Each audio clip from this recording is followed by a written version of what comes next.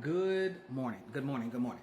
Okay, so I hit y'all with my life update because I want to say that every single person is having their own battle right now, and we have really got to figure this out. Something that just came across my feed, is kind of sweeping things right now, is the Canada issue. If you go to https newsroom.transunion.ca for Canada, right, nearly 1/3 of Canadians expect to be unable to pay their bills in full. 33% of whom plan to increase reliance on credit to stay on top of bills or loans. Guys, we're all experiencing the same problem with inflation. And woo, we have got to figure this out. We've got to figure out how to get citizens to be able to help each other out. We would not vote for, this is my prayer, this is my hope, that we would not vote to harm each other. That's really what I'm trying to get legislative authority for.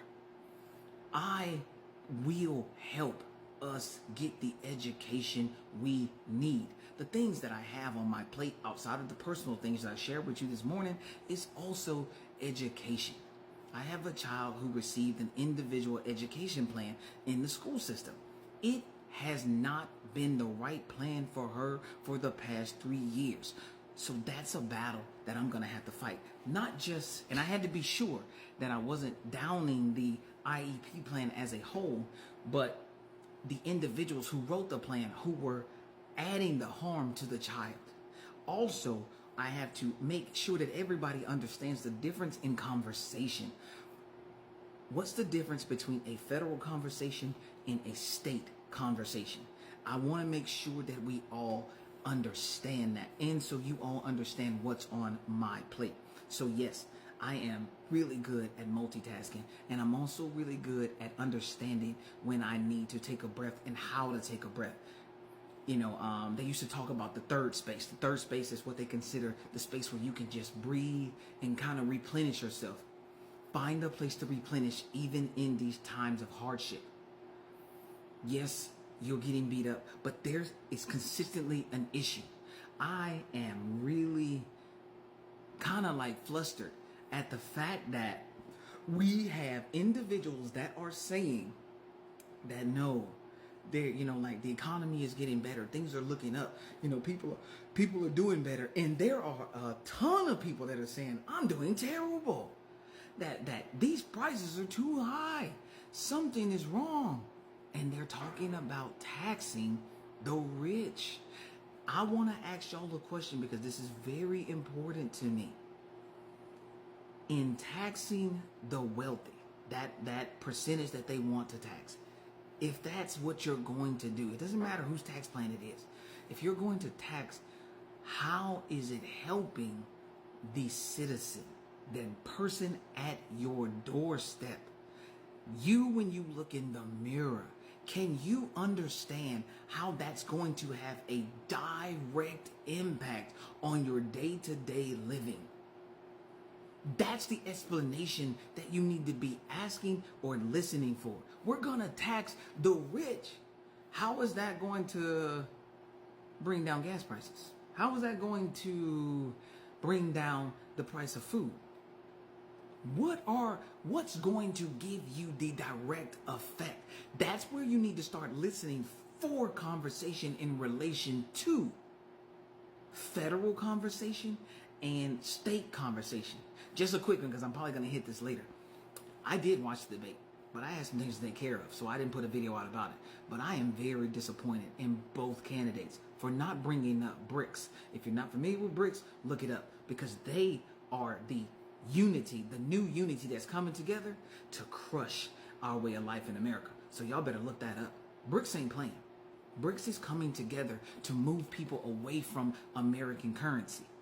So let's get serious about understanding how our government works. I am so disappointed that they did not ask these individuals about how America plans to stay in the forefront of dealing with BRICS. BRICS is planning on bringing out a currency that's for every it takes 55 of our dollars for one of theirs, if I'm not mistaken. You can definitely look it up. Don't quote me on that. But I believe it is $55 of our dollars for every one of theirs.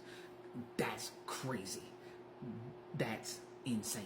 So to not ask those two candidates about BRICS really crushed me. Really crushed me. I am also disappointed that we did see a lot of the same, not really answering a question, kind of going off on their own tangent, and then people just being really excited about the rah-rah. But the rah-rah is not helping you at the front door. That's what voting in your state is for.